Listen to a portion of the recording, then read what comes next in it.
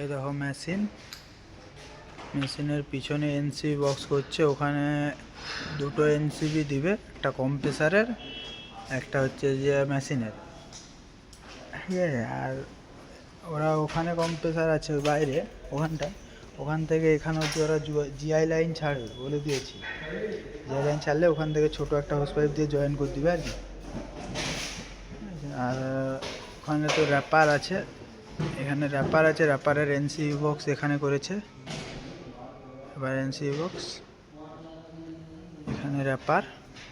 हाँ बोले बेरेंगे तो ना अच्छा इसमें আর তো কিছু নেই, লাইন তো সব করে রাখছে, ইলেকট্রিক লাইন, শুধু হোস পাইপ লাইনটা করবে।